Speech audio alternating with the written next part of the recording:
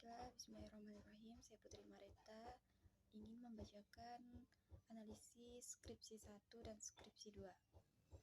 Identifikasi masalah pada skripsi 1 yang pertama yaitu dalam proses pembelajaran PAI, lemahnya minat peserta didik untuk berperan aktif.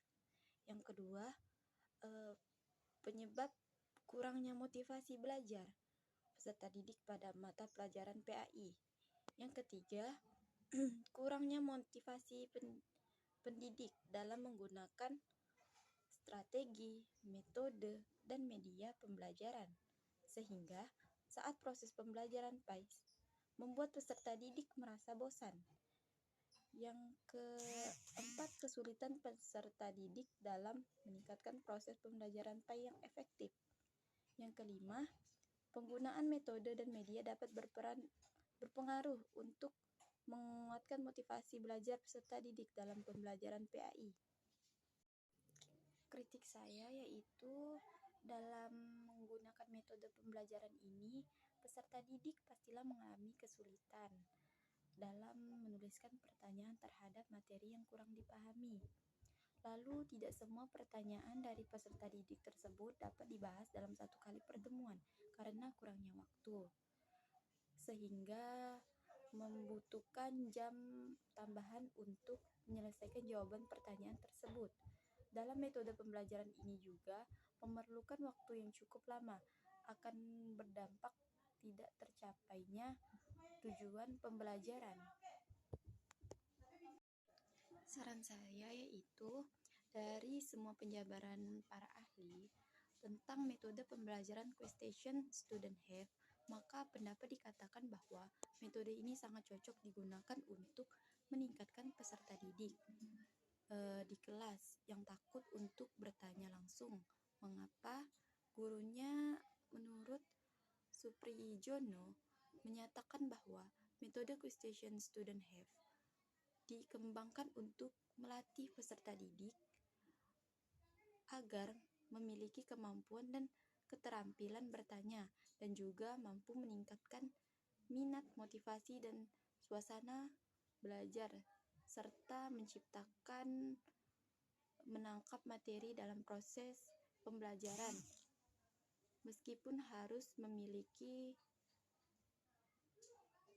kemampuan yang cukup lama dan kondusif.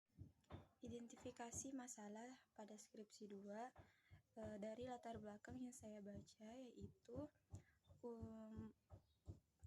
hasil belajar peserta didik tentang sholat Jumat kelas 7 MTS masih rendah. Yang kedua, metode pembelajaran yang tidak sesuai dengan materi pembelajaran. Yang ketiga yaitu kesulitan peserta didik untuk memahami pelajaran PAI. Yang keempat, menurunnya nilai peserta didik disebabkan model pembelajaran yang kurang tepat. Yang kelima, kurangnya inovatif pendidik dalam menggunakan metode pembelajaran PAI yang tepat pada pelajaran fikih. Yang keenam, kreativitas peserta didik yang tergolong masih rendah.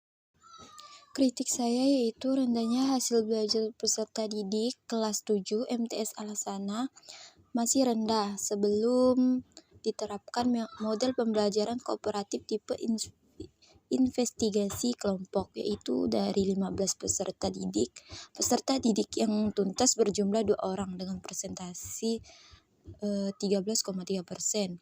Peserta didik yang tidak tuntas berjumlah 13 orang dengan presentasi 86,67% dengan rata-rata kelas 54. Untuk menyelesaikan materi pembelajaran dengan pembelajaran kooperatif akan memakan waktu yang lama dibanding pembelajaran yang konvensional. Bahkan dapat menyebabkan materi tidak dapat disesuaikan dengan kurikulum yang ada apabila guru belum berpengalaman.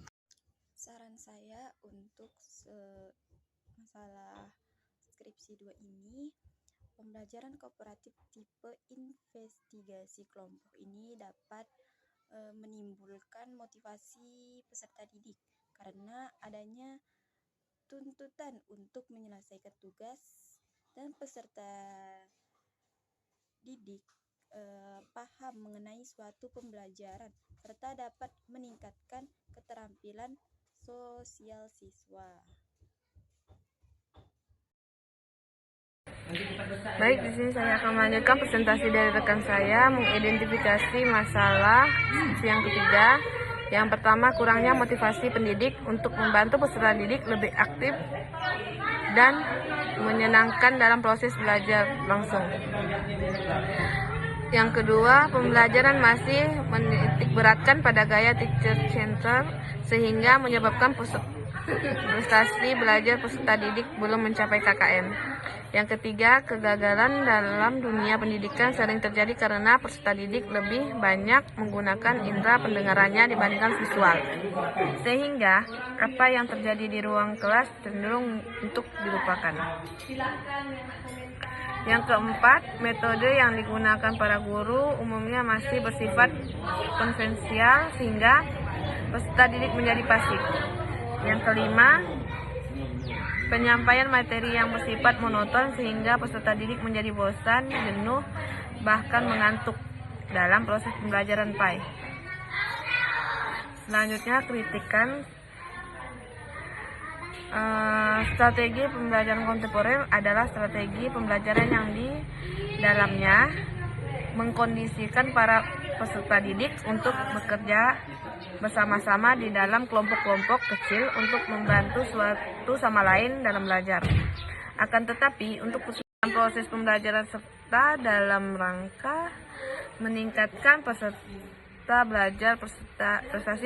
belajar peserta didik melalui pembelajaran komparatif bisa. Sekian dari kami, terima kasih.